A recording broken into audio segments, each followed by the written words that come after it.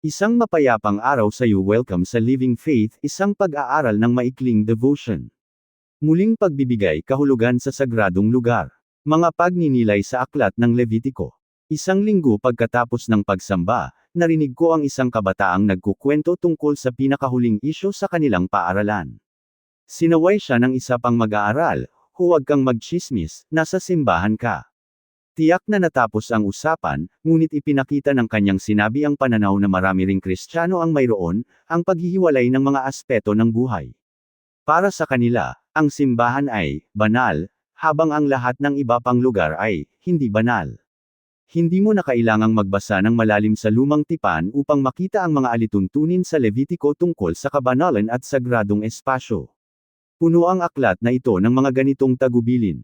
Hinihingi ng Diyos ang kabanalan mula sa Israel, at paulit-ulit siyang nag-uutos, "Maging banal kayo, sapagkat ako'y banal." Levitiko Kapitulo 11 versikulo 44 hanggang 45, 19:2, 20:7, 26. Ngunit paano nauugnay ang mga ritual ng paglilinis pagkatapos manganak o sa mga sakit sa balat sa pagiging banal? Sa sinaunang Israel, ang mga tao, bagay, at lugar ay maaaring ituring na banal o karaniwan. Halimbawa, ang toldang tipan ay sagrado dahil ito ang tinitirhan ng Diyos, kaya naman sumasailalim ang mga Israelita sa masusing paglilinis bago magdala ng kanilang mga handog sa mga pari. Ang utos ng Diyos na maging banal ay umaabot maging sa uri ng pagkaing dapat kainin, Levitiko Kapitulo 11, 17, paggamot sa mga impeksyon, Levitiko Kapitulo 13 versikulo 1 hanggang 46, at mga kaugalian sa pagsasama ng mag-asawa, Levitiko Kapitulo 18.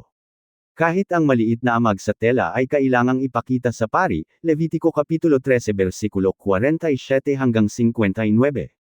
Bagamat hindi ito mga isyu ng moralidad, may malaking kahalagahan ang mga ito sa espiritual na aspeto. Ang mga ritual bago lumapit sa Diyos ay paalala sa Israel na ang Diyos ay hindi karaniwang nilalang. Gayunpaman, hindi inakala ng sumulat ng Levitiko na sapat na ang pagsunod lamang sa mga alituntunin upang lumapit sa Diyos. Itinatag muna ng Diyos ang kanyang ugnayan sa kanyang bayan bago sila bigyan ng mga utos.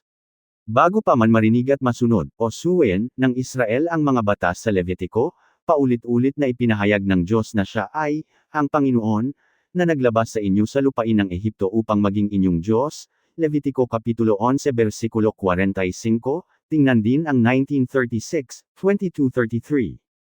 Muli itong pinagtibay noong paglaya nila mula sa Ehipto, binigyan sila ng mga alituntunin kung paano mamuhay ng may kaugnayan sa Kanya.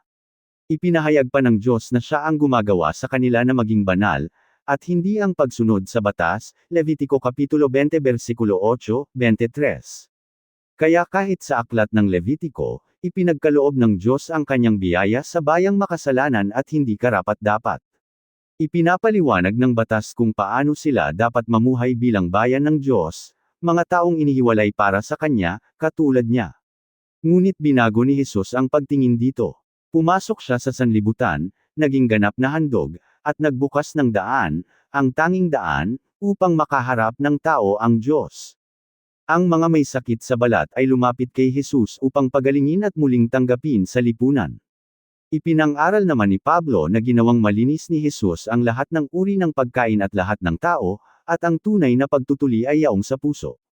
Pinatutunayan ng bagong tipan na ginagawang banal ng Diyos ang kanyang bayan sa pamamagitan ni Hesus Kristo.